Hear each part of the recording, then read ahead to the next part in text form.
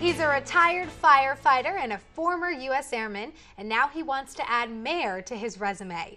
Joining me now to talk about why he wants to lead the city of Warner Robins is candidate Randy Toms. Mr. Toms, thank you so much for joining us. Thank you for having me. So on your website, you mentioned you are a former chaplain for the Warner Robins Fire Department, a former chaplain for, help me out with this name. I'm a current chaplain to the Warner Robins Fire Department. Oh, you are? Yes, and the Georgia Association of Fire Chiefs. Okay, I wanted to clear that That's up. all right. But you also mentioned you're not a politician. However, anytime you're elected, Right. you know that it can come with little controversy. So why do you want to take on this role? Well, because, you know, and I did say at one time when I first started this, I wasn't a politician. Right. I guess by definition I am now. What I want to do is I want to make sure that I'm the person of integrity that I've always been.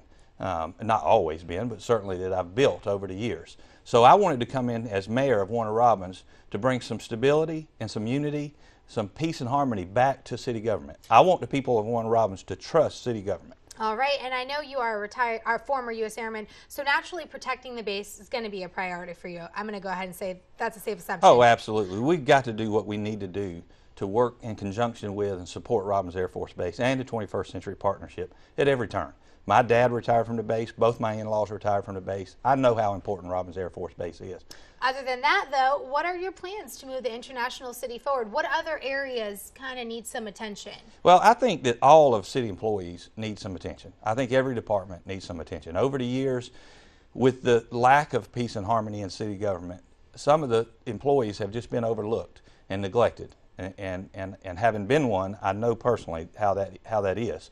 And so I want to pay attention to each department and make sure each department is being run smoothly. I'll do that through working with every single department head, department director, to make sure that departments have what they need to get the job done. Because to me, if you have a happy and a well taken care of city employee group, then the citizens are going to get the services that they're paying for. Okay, and speaking of the citizens and Warner Robins, if you're elected, what would Warner Robins look like in 4 years after you've been leading? Well, it would look like a place that people are, proud to live in. People that are getting along, people that are doing what is best for the city of Warner Robins. See, I come into this thing completely absent of any personal agenda. I was working as a firefighter. I loved it. I was retired. I love that too. But this city of Warner Robins has absolutely, and people in this city over the 53 years of my life have poured itself into me. And in doing that, I've learned how to serve other people. And I just want to turn around and continue to serve Warner Robins and pour my life back into Warner Robins, into the youth, into the senior citizens, into all aspects of the city of Warner Robins. So I want us to look like the best place to live, work, and raise a family.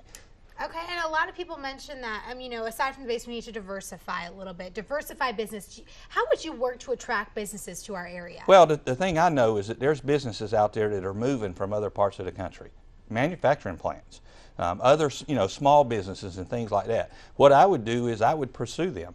I would, work with council, work with the city to put together an incentive package to bring businesses to town.